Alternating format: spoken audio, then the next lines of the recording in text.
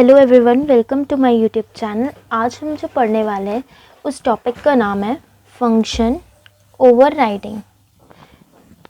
तो चलिए हम स्टार्ट करते हैं। फंक्शन ओवरराइडिंग की हमें कब ज़रूरत पड़ती है? फंक्शन ओवरराइडिंग की ज़रूरत हमें तब पड़ती है जब हमारे पास ऑलरेडी एक ऐसी क्लास हो जिसमें हम जो काम करना चाहते हैं वो ऑलरेडी हो रहा हो, बट अब हम चाहते हैं कि उसमें कुछ और फीचर्स भी ऐड हो जाएं।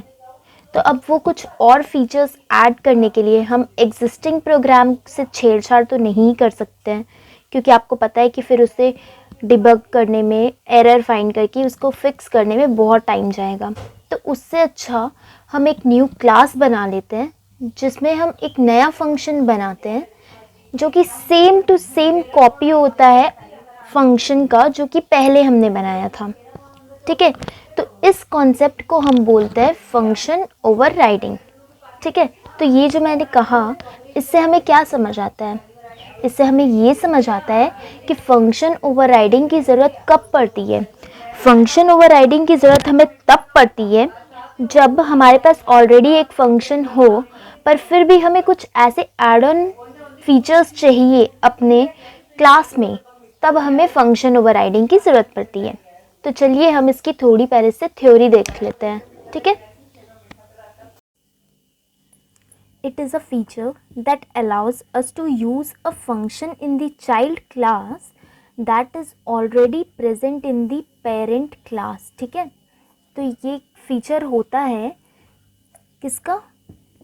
फंक्शन ओवरराइडिंग का, कि वो हमें अलाउ करता है चाइल्ड क्लास में ऐसा फंक्शन क्रिएट करके यूज़ करने के लिए जो कि ऑलरेडी हमारे एग्जिस्ट करता है या फिर प्रेजेंट है पेरेंट क्लास में।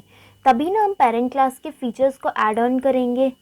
ठीक है, नेक्स्ट हमारा पॉइंट है, it consist the same signature of any function in base class as well as derived class.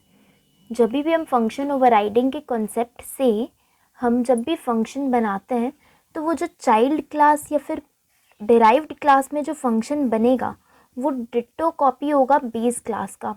Copy होगा मतलब सेम सिग्नेचर होगा। Signature means same data type, same function name, same argument pass होंगे। जो कि base class में होगा वही same to same आपका डिराइव्ड क्लास में होगा।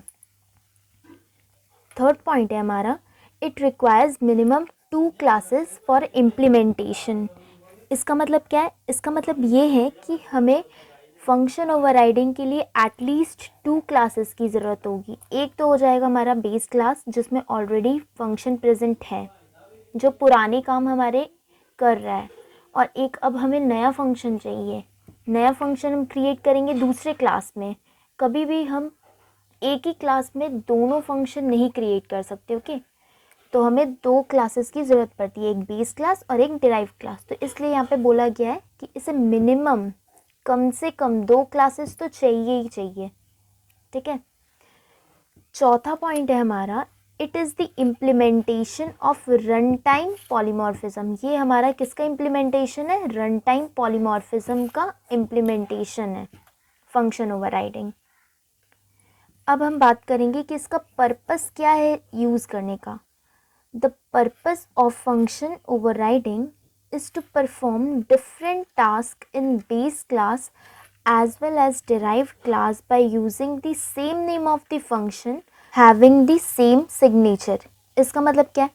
इसका मतलब ये है कि फंक्शन ओवरराइडिंग का पर्पस है डिफरेंट टास्क परफॉर्म करना बेस क्लास में as well as derived class में।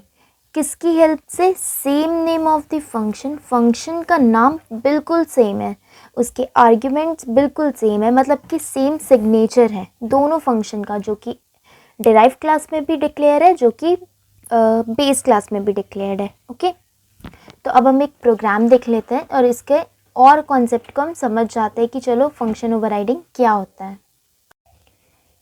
ये हो गया फंक्शन ओवरराइडिंग का प्रोग्राम। सबसे पहले हमने लिखा क्लास बेस, जो कि हमने यहाँ पे बेस क्लास क्रिएट किया है। ये है हमारा base class. Public void show C out base class. Class यहाँ पे कीवर्ड है और बेस हमारे क्लास का नाम है।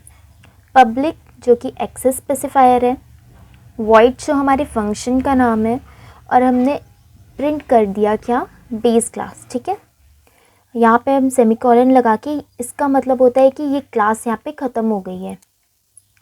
फिर हमने दूसरी क्लास बनाई जो कि है डिराइव्ड क्लास हमारी, डिराइव्ड क्लास। यहाँ पे हमने लिखा है पब्लिक बेस, मतलब कि ये इसे इनहेरिट कर रही है।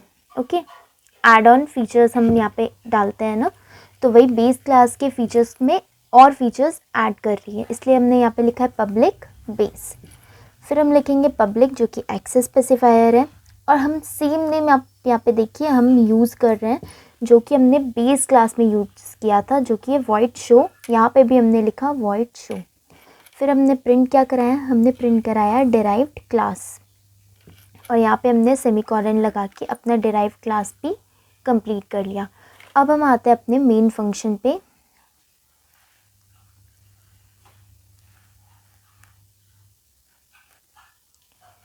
मेन फंक्शन में हमने यहाँ पे बेस क्लास का ऑब्जेक्ट बना लिया, बेस बी, और यहाँ पे हमने बनाया डिराइव्ड डी।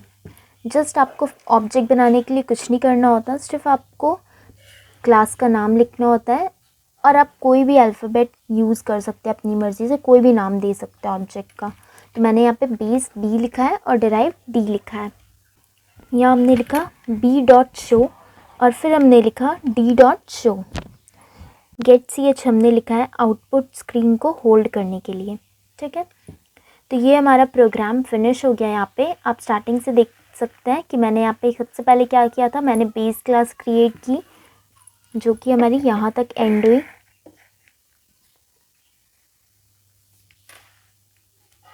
उसके बाद हमने डिराइव क्लास क्रिएट की जो कि इनहेरिट करिए किसे, बेस क्लास को। उसके बाद हमने मेन फंक्शन क्रिएट किया।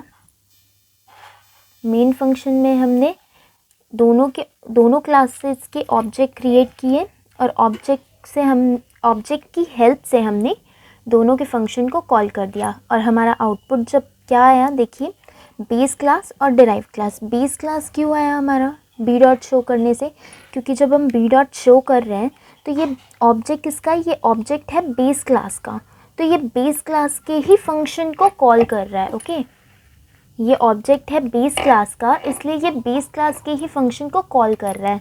और जब हमने डी डॉट शो लिखा तब हमारा आउटपुट आता है डिराइव क्लास। क्यों डिराइव क्लास आया, क्योंकि जब हमने डी डॉट शो किया तब ये क्या कर रहा है, तब ये डिराइव्ड क्लास के फंक्शन को कॉल कर रहा है। ठीक है, और उसके अंदर जो भी लिखा है, जैसे हमने यहाँ पे डिराइव क्लास लिखा तो डिराइव क्लास प्रिंट हो गया। तो ये था सिंपल सा कॉन्सेप्ट फंक्शन ओवरराइडिंग के बारे में। नेक्स्ट वीडियो में हम देखेंगे कि फंक्शन ओवरलोडिंग और ओवरराइडिंग के बीच में क्या डिफरेंसेस होती है। आई होप आपको ये वीडियो अच्छी लगी होगी। वीडियो अच्छी लगी है तो लाइक शेयर कमेंट करना ना भूलें। Thank you so much for watching.